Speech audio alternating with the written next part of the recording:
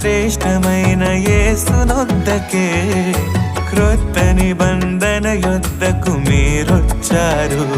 హేబేలు వలె అడగకుండా ఉండాలనే స్టెఫెను క్రొత్త నిబంధనలు నేర్పించాడు.